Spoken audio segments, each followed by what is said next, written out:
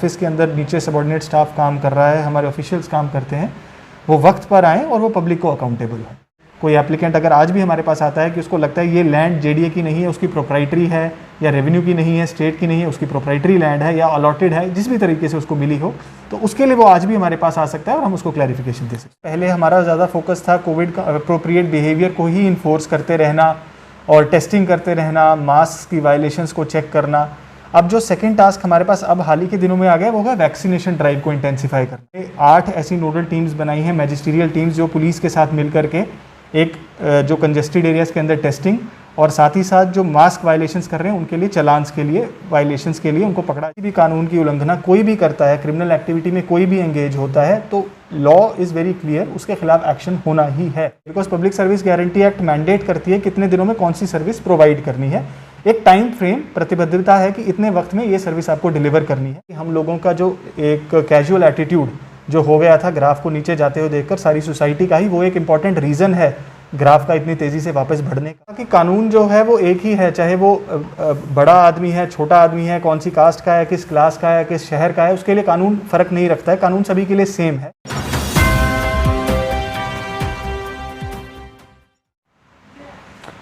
On record show पे आज हमारे साथ जो गेस्ट हैं, किसी भी इंट्रोडक्शन के लिए मैं कोई उनके लिए वर्ड्स यूज़ नहीं करूँगा। पिछले दिनों आपने देखा होगा कि किस तरीके से जो है डीसी ऑफिस के दरवाजे बंद हुए। कुछ ऑफिसर्स जो है वो जाने जाते हैं अपने काम काज के लिए, और इसी के लिए जो है डीसी जम्मू अंशुल गर्ग जी जो जाने जाते हैं। सर, द 4th स्टेट में आपका बहुत बहुत स्वागत है। बहुत बहुत शुक्रिया जी। और सर, जिस लिए आप सुर्खियों में आए हो थोड़े दिन पहले, मैं वही प्रश्न पहले आपसे पूछना चाहूँगा जी। डीसी ऑफिस के दरवाजे सर बंद क्यों कर दिया आपने अपने ही ऑफिशियल्स के लिए? देखिए, जैसा कि आप जानते हैं ऑनरेबल एलजी साहब का एक बहुत इंपॉर्टेंट फोकस है कि एक तो अवेलेबिलिटी ऑफ द ऑफिसर्स, एक फ़िक्स टाइम पर जो ऑफिस आवर्स तय हैं उसके अंदर ऑफिसर्स, हमारा ऑफिशियल स्टाफ अवेलेबल रहें। सेकंड इज़ एक्सेसिबिलिटी, कि और लोग जब ऑफिस आएँ तो लोग उनको अवेलेबल रहें, जो भी उनकी ज़रूरत है, जो भी ग्रीवांसेस हैं डिस्पोज ऑफ कर सके टाइम पर। तो मैं समझता हूँ इन चीज़ों को अचीव करने के लिए पंक्चुअलिटी एक इंपॉर्टेंट चीज़ है, कि जो हमारे नोटिफाइड ऑफिस आवर्स हैं, हमारा जो ऑफिशियल स्टाफ है वो पहुँचे, और उनकी अटेंडेंस को रैंडमली चेक करना हमारे सभी सुपरवाइजरी ऑफिसर्स का ये काम है। कि हमारे जो सर्विस ऑफिस के अंदर नीचे सबॉर्डिनेट स्टाफ काम कर रहा है, हमारे ऑफिशियल्स काम करते हैं, वो वक्त पर आएँ और वो पब्लिक को अकाउंटेबल हो। सर, दूसरा बर्निंग इशू मैं चाहता हूँ कि पहले जो है बर्निंग इश्यूज पे बात हो जाए। ये तो एक था कि जो सर ने बहुत अच्छा फैसला किया। सर, दूसरा एक टॉपिक बहुत आपके आने से पहले ही बहुत इमर्ज था, वो आपके जब आप आए तो तब भी वो ज़्यादा इमर्ज था। रेस्टोरेंट्स ओनर्स ऑफ सिद्रा जी, उनको काफ़ी एश्योरेंस था आपकी तरफ से कि डिमोलिश नहीं किए जाएंगे, बट आज का एक नोटिफिकेशन है जो जेडीए की तरफ से आया, बेसिकली डीसी ऑफिस या रेवेन्यू की तरफ से तो नहीं है, जेडीए तहसीलदार का एक नोटिस है उनको कि डिमोलिश कर दिए जाएंगे। क्या रोल मानते हैं आप रेवेन्यू डिपार्टमेंट का? क्योंकि हमें सुनने में आया है कई जो फ़र्द है वो कटे गए थे रेवेन्यू डिपार्टमेंट की तरफ से ही, और अब जो है रेवेन्यू डिपार्टमेंट ने हाथ खड़े कर दिए हैं कि हमारी तरफ से ऐसा कुछ नहीं है, हमारे रिकॉर्ड्स में ऐसा कुछ नहीं।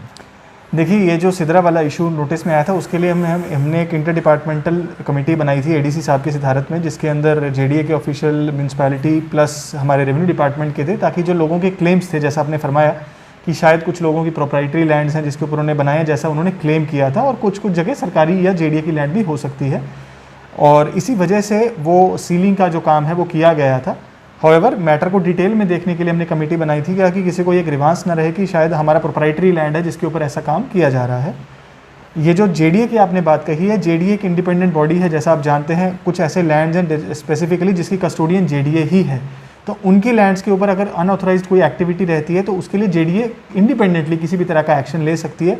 हाउएवर, रेवेन्यू डिपार्टमेंट का काम है टाइटल वेरिफिकेशन और क्लैरिफाई करके देना। अगर कहीं भी ऐसा किसी को शक है, कोई एप्लीकेंट अगर आज भी हमारे पास आता है कि उसको लगता है ये लैंड जेडीए की नहीं है, उसकी प्रोप्राइटरी है, या रेवेन्यू की नहीं है, स्टेट की नहीं है, उसकी प्रोप्राइटरी लैंड है या अलॉटेड है, जिस भी तरीके से उसको मिली हो, तो उसके लिए वो आज भी हमारे पास आ सकता है और हम उसको क्लैरिफिकेशन दे सकते हैं। तभी मैंने सर पहले ही क्लियर कर दिया था कि जेडीए इज़ अलग डिपार्टमेंट, उसका आपके साथ कोई कंसर्न नहीं है। बट सर, एक इशू जो है इसमें बहुत ज़्यादा दिखा है, आप नए हैं तो इसलिए हम आपसे वो डिस्कस भी करें। कई बार दिखा है सर कि फ़र्द जो है वो कट जाता है, इंतकाल हो जाता है, फिर बाद में जो है इंक्वायरी होती है किसी की कंप्लेंट पे और दिखता है कि वो जो फ़र्द है वो गलत कटा है और उसे वापस रीलोकेट किया जाता है। इसमें सर अगर कोई ऑफिसर्स रेवेन्यू डिपार्टमेंट के जो है, क्योंकि ब्लैक शीप्स कहीं भी हो सकते हैं, डेफिनेटली अगर कोई इन्वॉल्व हैं तो सर उन पे कार्रवाई कभी नहीं होती है, ये इस बार देखने को मिलेगा कि नहीं सर? मेरे को ये मैं स्पेसिफिकली जानना चाहूँगा, बिकॉज जिस चीज़ का आप जिक्र कर रहे हैं उसके लिए एविडेंस होना हमारे पास ज़रूरी है। क्या इस पैच में, या अगर सिदरावाला में केस की बात करूँ, क्या कोई ऐसा केस स्पेसिफिकली आया है जिस केस में ऐसा हुआ हो? बिकॉज मेरे पास बहुत सारे रिप्रेजेंटेटिव्स इस चीज़ को लेकर के आए थे जो वहाँ के स्टेक होल्डर्स हैं, बट किसी ने भी इस तरह की चीज़ के बारे में जिक्र इस पैच के लिए नहीं किया है। हाउएवर ओनरशिप के और टाइटल के और डिमार्केशन के कुछ इश्यूज थे जिसके लिए हमने कमेटी बनाई है। बट जो आपने सवाल पूछा कि अगर ऐसा कहीं सामने आता है तो डेफिनेटली गवर्नमेंट के रूल्स बड़े क्लियर हैं। जहाँ कहीं भी हमारे रेवेन्यू ऑफिशियल्स ने अगर ऐसा कोई काम किया है जो बियॉन्ड द रूल्स है, अल्ट्रा वायर्स है, तो उन सभी के ऊपर डेफिनेटली वो डिसिप्लिनरी एक्शन उनके खिलाफ ज़रूर होगा। सर एक चीज़ और बहुत ज़्यादा देखने में आ रही है, क्योंकि इस वक्त कोविड जो है अपने चरम सीमा पर है जी। स्कूल्स बंद कर दिए गए हैं, कहीं ना कहीं पेपर्स का इशू है, वही फिर जो है डिपार्टमेंट वाइज डिपार्टमेंट मैच होगा तो एक डिसीजन पे आप आएंगे। सर पहले जिस तरीके से एक्टिव दिखती थी हमें डीसी ऑफिस की टीम या फिर एडीसी साहब लॉ एंड ऑर्डर जिस तरीके से एक्टिव दिखते थे, अब कहीं नहीं दिख रहे हैं वो उस तरीके से एक्टिव, और ना उस तरीके से चालान हो रहे हैं। और चालान ही एक सिर्फ वैसा इशू नहीं है जी। आप जो है लोगों को मास्क प्रोवाइड कर सकते हैं और कई तरीके की जो है एग्जाम्पल आप पनिशमेंट जो है आप दे सकते हैं। कब जो है हमें उस तरीके से एक्टिव दिखेंगे वापस? देखिए, कोविड के अंदर पिछला जो फेज़ था कोविड का और इस वाले फेज़ में एक छोटा सा फ़र्क है। पहले हमारा ज़्यादा फोकस था कोविड का अप्रोप्रिएट बिहेवियर को ही इन्फोर्स करते रहना और टेस्टिंग करते रहना, मास्क की वायलेशंस को चेक करना। अब जो सेकंड टास्क हमारे पास अब हाल ही के दिनों में आ गया वो है वैक्सीनेशन ड्राइव को इंटेंसिफाई करना। तो एज ऑफ नाउ जो हमारे ऑफिशियल्स हैं डिस्ट्रिक्ट कंट्रोल रूम के हैं, चाहे वो डिस्ट्रिक्ट की एडमिनिस्ट्रेशन का यूनिट है, हम दोनों चीज़ों पर पैरेलली काम कर रहे हैं। हमने जो अपनी टेस्टिंग स्पीड है पिछले 15 दिन में बढ़ा करके 1400 से 3000 कर दी है, ताकि ज़्यादा से ज़्यादा लोगों को हम टेस्ट कर सकें, ट्रैक कर सकें और आइसोलेट कर सकें। हमारे सभी के सभी इनकमिंग ट्रैवलर्स को टेस्ट किया जा रहा है। हमारी टीम्स कॉन्टीन्यूसली रेलवे स्टेशन पर भी और एयरपोर्ट पर भी मॉनिटर कर रही हैं, और जितने भी हमारे इनकमिंग ट्रैवलर्स हैं, तकरीबन 4-4.5 की रोज़ की संख्या रहती है depending upon frequency of trains and flights, उन सभी को टेस्ट किया जा रहा है। और जो पॉजिटिव्स हैं उनको इमीडिएटली, जिनका लोकल रेजिडेंस नहीं है, क्वारंटाइन सेंटर में शिफ्ट किया जा रहा है। इसी वजह से जो हमारे क्वारंटाइन सेंटर्स की संख्या भी, जैसा आपने फरमाया, कोविड की स्पाइक आने की वजह से वो बढ़ती जा रही है दिन ब दिन। और after mandatory testing and SOP he follow करने के बाद ही उनको छोड़ा जा रहा है।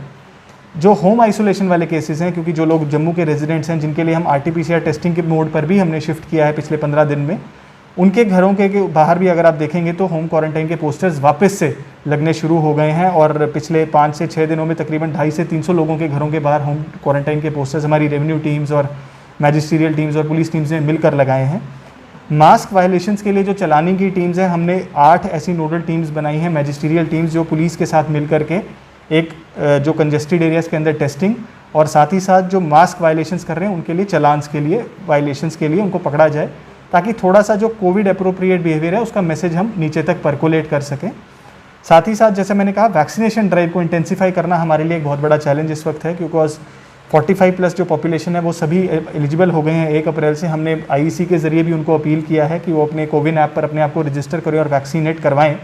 और ये एक जम्मू के लिए अच्छी बात है कि इस सेगमेंट के तकरीबन 25% लोग, 4,28,000 में से 1,08,000 के करीब लोग जो हैं 45+ की एज ग्रुप में आज शाम तक वैक्सीनेट हो चुके होंगे, जो कि जम्मू प्रोविंस के लिए सबसे ज़्यादा है और UT के लिए भी एक अच्छा प्रोग्रेस बेंचमार्क है।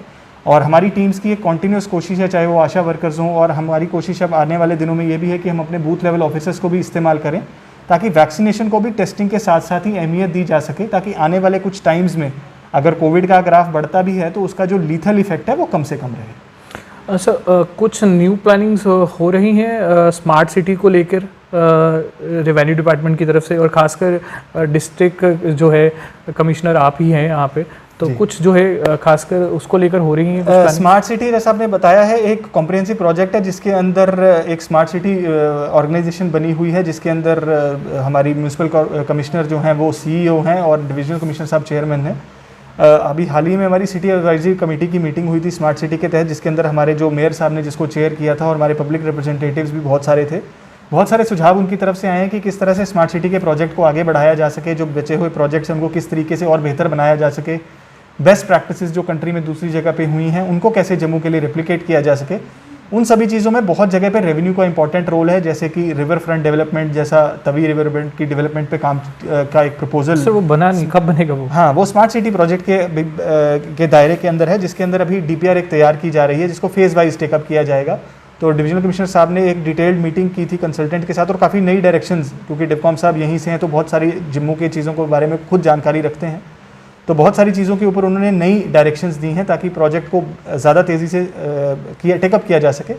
जहाँ रेवेन्यू का जहाँ वहाँ पर रोल आता जाएगा, वहाँ पर हम स्मार्ट सिटी की जो बॉडी है उनको पूरा असिस्ट कर रहे हैं। उम्मीद है सर वो इस बार आपके टेन्योर में ही क्या है उसका काम शुरू हो जाए, क्योंकि वो वाले बहुत देर से वेट कर रहे हैं। जी सर, एक बहुत इंपॉर्टेंट इशू थोड़े दिन पहले प्रिवेल हुआ वो और दिखा भी, ट्रांसजेंडर्स का जो है प्रभाव वो काफ़ी ज़्यादा दिख रहा है गलत कामों की तरफ, और कहीं ना कहीं एज अ डीसी आपके पास जुडिशियल पावर भी हैं, एग्जीक्यूटिव पावर्स भी हैं, उनको क्रब करने के लिए सर क्या कोई कार्य किया जा सकता है? क्योंकि पहले हमारे एक जर्नलिस्ट पे भी हमला हो चुका है। देखिए, ऐसा है कि अब सोसाइटी में डिफरेंट सेगमेंट्स के लोग हमारे साथ रहते हैं, और ट्रांसजेंडर्स भी सोसाइटी का इक्वल ही पार्ट हैं जैसे बाकी सभी लोग हैं। इनफैक्ट गवर्नमेंट की तरफ से नई डायरेक्शंस भी आई हैं उनको फैसिलिटेट करने के लिए, रजिस्ट्रेशन के लिए, ताकि उनको भी किसी की तरह की मुश्किलात का सामना ना करना पड़े। हाउएवर, अगर किसी भी तरह की क्रिमिनल एक्टिविटी रिपोर्ट होती है, किसी की सेगमेंट की तरफ से होती है, तो उसके खिलाफ ऑब्वियसली कार्रवाई करना हमारा काम है। सॉरी, मैं आपको काट रहा हूँ, पूरी कन्वर्सेशन में कहीं नहीं काटा, बट यहाँ पे काटना बहुत ज़रूरी है जी। फिर से वही बात है कि आप आए हैं और अभी वो बहुत ज़्यादा बढ़ रहा है, और साफ साफ शब्दों में बोलूँ कि लोगों का ये कहना है कि कट जो है वो बहुत ऊपर तक जाता है, और तभी जो है इनको क्रब नहीं किया जा रहा है। ठीक है, डिफरेंट सेगमेंट्स हैं सोसाइटी में, हम उनके साथ चलना, but black sheeps always there, और ये ही वो गलत काम कर रही हैं, और इन पे कहीं भी क्रब नहीं दिख रहा। क्या एश्योरेंस है सर इस पर? एश्योरेंस हमेशा वही रहती है सिस्टम की कि अगर लॉ एंड ऑर्डर वायलेशन या किसी भी कानून की उल्लंघना कोई भी करता है, क्रिमिनल एक्टिविटी में कोई भी एंगेज होता है, तो लॉ इज़ वेरी क्लियर, उसके खिलाफ एक्शन होना ही है after a due inquiry procedure. SSP साहब और मेरी उनके साथ एक डिटेल बात इस चीज़ के बारे में भी डिटेल बात हुई थी, और उनकी टीम भी कंटिन्यूसली इस चीज़ को मॉनिटर कर रही है। जो भी कंप्लेंट्स हमारे पास आती हैं, चाहे वो जर्नलिस्ट फ्रेटर्निटी से आए, चाहे वो कॉमन सिटीजन से आए, इन सभी चीज़ों का भी एक नोट लिया गया है, और प्रॉपर इंक्वायरी और इन्वेस्टिगेशन के बाद ही जो है वो कार्रवाई हो पाएगी। सर, एक इम्पॉर्टेंट पॉइंट और बहुत ये जो यंग जनरेशन है उसकी तरफ से है कि एक जो है अटेस्टिंग ऑफिसर आपने बिठाया होता है कि जो डॉक्यूमेंट अटेस्ट करेगा। कभी कभी बच्चों का ये कहना है, यंग जनरेशन का ये कहना है, कभी कभी हम जाते हैं, वो वहीं होते भी हैं, वो एक्सक्यूज़ दे देते हैं कि हम अवेलेबल नहीं हैं, कभी कभी पीए साहब नहीं जाने देते या पीएन साहब नहीं जाने देते अंदर। सर, इस पे अगर कुछ होता पॉजिटिव स्टेप, क्योंकि बहुत सारे लोगों को दिक्कत आती है ये करने में जब भी वो अपने डॉक्यूमेंट्स अटेस्ट करवाने आते हैं। अगर आप स्पेसिफिकली बता पाएंगे कि स्पेसिफिक ऑफिस या कि स्पेसिफिक एरिया में इशू आया है, तो डेफिनेटली उसको हैंडल किया जा सकता है। स्पेसिफिकली डीसी ऑफिस के लिए कहा गया है? किस स्पेसिफिक ऑफिसर के बारे में मैंने कहा कि अगर कोई ऐसा ऑफिसर है जिसने मना किया हो, सर्विस देने से मना किया हो, डेफिनेटली उसके खिलाफ कार्रवाई है, because public service guarantee act mandate करती है कितने दिनों में कौन सी सर्विस प्रोवाइड करनी है। एक टाइम फ्रेम, प्रतिबद्धता है कि इतने वक्त में ये सर्विस आपको डिलीवर करनी है। अगर स्पेसिफिक ऑफिसर के बारे में आप ज़रूर बता सकते हैं, मैं अपने एसीआर साहब हैं यहाँ पर, आज वो छुट्टी पर है, मेरे एडीसी लॉ एंड ऑर्डर हैं, पर्सनली उस चीज़ को देखेंगे ताकि ये अटेस्टेशन के मामले में कहीं दिक्कत ना आए। पर अटेस्टेशन ज़रूरी डीसी ऑफिस तक लिमिटेड नहीं है, हमारे एसडीएम ऑफिस, तहसील ऑफिस, सभी लोग कॉम्पिटेंट हैं, एग्जीक्यूटिव मजिस्ट्रेट्स कहीं भी अटेस्टेशन वो करवा सकते हैं। सर, वो अपने आप में इतना बड़ी दिक्कत का कारण बन गया है कि कहीं टाइम तक अवेलेबल नहीं होते। I am giving you example sir, SDM office जो हाई कोर्ट के पास है, आप उधर चले जाइए, एसडीएम साहब अपने किसी काम में व्यस्त होंगे, मगर कोई ना कोई एक ऑफिसर होना चाहिए। बहुत मुश्किल हो जाता है वहाँ पे, कई बार हमने देखा है अपनी आंखों से कि मुश्किल हो जाता है, फिर लोग हमें अप्रोच करते हैं कि सर हो नहीं रहा, कहीं से करवा दीजिए। बहुत डिफिकल्टीज आती हैं इसमें। हाँ, मैं इसके अंदर एक और चीज़ आपके ज़रिए बताना चाहूँगा कि हमारे ब्लॉक दिवस के ऊपर अब नायब तहसीलदार हेडेड कैंप्स भी लगने लग गए हैं विलेज लेवल पर, और हर बुधवार को तकरीबन 40 से 45 लोकेशंस के ऊपर कैंप रहेगा, जहाँ पर हमारे नायब तहसीलदार who is an executive magistrate will be available on the field, जिसके अंदर बहुत सारी रेवेन्यू सर्विसेज उनको मौके पर ही अवेलेबल रहेंगी। उनका रोस्टर भी हम एडवांस में सर्कुलेट करते हैं, जैसे परसों बुधवार जो 7 तारीख का हमारा कैंप है, उनकी लोकेशंस कल सर्कुलेटेड रहेंगी। हमारे लोकल पीआरआईज़ को भी हमने उसके लिए ऑन बोर्ड लिया है, ताकि इस तरह की दिक्कत जहां लोगों को दफ्तर जाना पड़ता है वो दिक्कत ना आए और लोग को घरों पे वो सर्विसेज अवेलेबल रहें। सर, एक कंप्लेंट और है, अगर आप बोलेंगे तो मैं दिखा भी दूंगा, क्योंकि आपने बड़े स्पष्ट शब्दों में हमेशा मांगा है प्रूफ। आरटीआई का जो है जवाब नहीं दिया जाता डीसी ऑफिस की तरफ से, ये लोगों की कंप्लेंट है, और कहीं जो है मेरे को भी आरटीआईज आई हैं कि ये जी एक मन से ऊपर हो गया है, आरटीआई का जवाब नहीं है। अब ये वंस अगेन अगर ऐसा कहीं है तो ऑब्वियसली ये ऑफिसर के ऊपर अकाउंटेबिलिटी रहेगी। आप मेरे को कौन दिखा जो हमारे पीआईओ हैं आरटीआई के, उनको टाइम बाउंड तरीके से आरटीआई का रिप्लाई देना है, 15 दिन का टाइम बाउंड तरीका है, और beyond the day there is a penalty clause provided itself in the act. तो जहाँ जहाँ आपको लगता है प्रॉपर इंक्वायरी के तहत ही ऑब्वियसली मैं बता पाऊंगा, जहाँ जहाँ ऐसे स्पेसिफिक डिलेज किसी ऑफिसर को एट्रीब्यूट होते हैं तो उनको पेनल्टी क्लॉज के तहत। सर आपकी तरफ से बहुत ज़्यादा उम्मीद है लोगों को, क्योंकि जिस तरीके से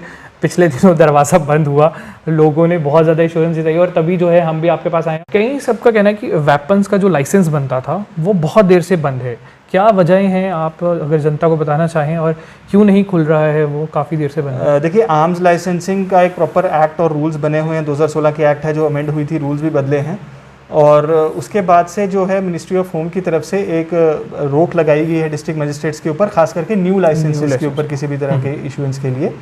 हाउएवर जो रिन्यूअल ऑफ लाइसेंसेज हैं जो पहले से वैलिड इशूड हैं, जिनका यूआईएन जनरेटेड है और बाकायदा पुलिस वेरिफिकेशन रहती है, तो उसके अंदर रिन्यूअल्स के अंदर कोई रोक टोक नहीं है और रिन्यूअल्स बिल्कुल टाइमली प्रोसेस हो रहे हैं। जिनके पास भी लाइसेंसेज के लिए लोग अप्रोच कर रहे हैं उनके लाइसेंसेज को रिन्यू किया जा रहा है। न्यू लाइसेंसेस के लिए अभी गवर्नमेंट की तरफ से जो है पाबंदी है, जैसे ही वो किसी भी तरह का वो जो रिस्ट्रिक्शंस हटती है तो उसके बाद ही इशू होता है। सर वापस एक बार कोविड पे आते हैं, कुछ जो मेजर्स हैं वो वापस ऐसे लिए जा रहे हैं कि जो इतने स्पाइक जो अचानक से बढ़ा है, इसका क्या रीज़न माना जा रहा है, और आने वाले टाइम में अगर वापस स्पाइक नीचे आता है, जैसे कि हम पहले जनवरी फरवरी में बहुत रिलैक्स हो गए थे, मास्क भी कहीं ना कहीं हमने लगाने छोड़ दिए थे, इसको कहीं ना कहीं वापस अगर नीचे आता है तो वापस इंश्योर किया जाएगा कि वापस ऐसा वाला इंसिडेंट ना हो जाए, मार्च अप्रैल वापस ना बन जाए या फिर हम वापस पास में ना चले जाए? डेफिनेटली, अगर आपने देखा होगा कि ऑनरेबल प्राइम मिनिस्टर ने जो अभी कोविड रिव्यू चेयर किया है तो उसके अंदर एक इंपॉर्टेंट रीज़न ये निकल कर आया है कि हम लोगों का जो एक कैजुअल एटीट्यूड जो हो गया था ग्राफ को नीचे जाते हुए देखकर सारी सोसाइटी का ही, वो एक इंपॉर्टेंट रीज़न है ग्राफ का इतनी तेज़ी से वापस बढ़ने का। तो मैं ये भी आपके ज़रिए अपील करना चाहूँगा कि कोविड अप्रोप्रिएट बिहेवियर है वो शायद हमें अपनी लाइफस्टाइल का, अपनी ज़िंदगी का हिस्सा बनाना है, भले ही कोविड के केसेस कितने भी आएँ, जब तक हमारा पूरी पॉपुलेशन वैक्सीनेट नहीं हो जाती और सभी लोग इंश्योर नहीं हो जाते हैं, और कंट्री की तादाद को देखते हुए उसको कुछ वक्त लग सकता है।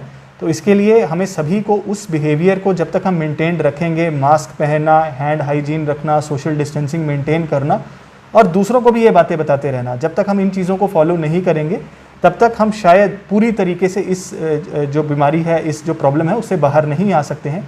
हमारी मेडिकल टीम्स जो हैं वो 1 साल से ऊपर एक फ्रंट लाइन पे काम कर रही हैं, कंटिन्यूसली काम कर रही हैं, चाहे वो डिटेक्शन का केस हो, आइसोलेशन का हो, ट्रीटमेंट हो, वैक्सीनेशन हो, तो उनको हमें सपोर्ट करने की बहुत ज़्यादा ज़रूरत है ताकि उनका जो काम है वो और ज़्यादा ना बढ़े और तेज़ तरीके से हम इस चीज़ के ऊपर, इस कर्व से आगे निकल सकें और आने वाले टाइम में होपफुली जल्दी ये प्रॉब्लम खत्म हो। Sir last but not the least, last मेरा क्वेश्चन होगा आपसे, कहीं सर देखा गया है कहीं सर ये बड़ी फिशेज़ हैं और ऐसा लोगों का कहना है बड़ी सारी जो बहुत बिग कैट्स हैं, बिग फिशेज़ हैं, उनको नहीं क्रब किया जाता है, लैंड जो उन्होंने ओन की है कहीं स्टेट लैंड पे वो हैं, बट जो स्मॉल लोग हैं, छोटे लोग हैं, उनको कहीं ना कहीं क्रब किया जाता है रेवेन्यू डिपार्टमेंट की तरफ से। इस बार आपसे फिर से मैं बोल रहा हूँ, बहुत उम्मीद है लोगों को कि वो क्रब जो है वो आप करेंगे कहीं ना कहीं उन बिग फिशेस को। कब देखा जाएगा सर ये? देखिए, बहुत सारी बड़ी मछलियाँ जो है अभी जम्मू में हैं जिन्होंने स्टेट लैंड पे अपने अपने घर बनाए हुए हैं। आपने सही कहा कि कानून जो है वो एक ही है, चाहे वो बड़ा आदमी है, छोटा आदमी है, कौन सी कास्ट का है, किस क्लास का है, किस शहर का है, उसके लिए कानून फ़र्क नहीं रखता है, कानून सभी के लिए सेम है और डेफिनेटली उसकी इम्प्लीमेंटेशन भी सेम ही होनी चाहिए, उसमें कोई फ़र्क किसी तरह का रहना नहीं चाहिए। आपके लिए मैं सिर्फ यही अश्योर करना चाहूँगा कि जो हमारी पॉलिसी रहेगी it will be the same for everybody. District administration की हमेशा ही वही कोशिश रहती है, सरकार की भी हमेशा यही कोशिश रहती है कि जो लॉ है वो सेम तरीके से सभी के लिए इम्प्लीमेंट हो। जिसने भी वायलेशन की है, किसी भी तरीके की वायलेशन की है, उसके खिलाफ कानून जो है वो स्ट्रिक्ट रहेगा, सख्त रहेगा। लेकिन मैं ये रिक्वेस्ट भी आप लोगों से करना चाहूँगा कि जो भी कंप्लेंट्स या किसी भी तरह के ग्रीवांसेज आएँ वो फुली और फ्रीली हमारे ऑफिसेज में पहुंचे ताकि उनका बेहतरीन तरीके से इन्वेस्टिगेशन की जगह उनकी इंक्वायरी की जा सके और उसके बाद उसके खिलाफ कार्रवाई की जाए। ये थोड़ा सा अब रिवायती हुआ तो मैं इसको काटता हूँ।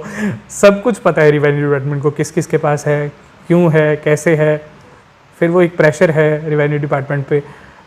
इसलिए आपसे उम्मीद है कि इस बार उनको क्रब किया जाएगा जिनके पास है। छोटे लोगों पर भी आए आप, मगर उन छोटे लोग कहते हैं पहले बड़े लोगों पर आप क्रब करें फिर हमारे पास आए, हम तो पहले ही हट जाएंगे वहाँ से। मैं वही कह रहा हूँ आपको कि अगर कानून की वायलेशन किसी ने भी की है, फाइल या कागज़ ये नहीं बताता है वो बड़ा है या छोटा है, वो सिर्फ इतना ही बताता है कि ये वायलेशन हुई है, तो उसके खिलाफ जो लॉ है वो अपना कोर्स लेता है। ये थे डीसी जम्मू अंशुल गर्ग जी हमारे साथ, जिन्होंने स्पष्ट जो है अपनी बातें रखी और हमने इंटरव्यू भी स्पेशली इनका इसलिए किया क्योंकि पिछले दिनों में जैसे डीसी ऑफिस के दरवाजे बंद हुए, हमें लगता है कि कहीं और इलीगल जो काम चल रहे हैं उनके दरवाजे भी बंद हो गए।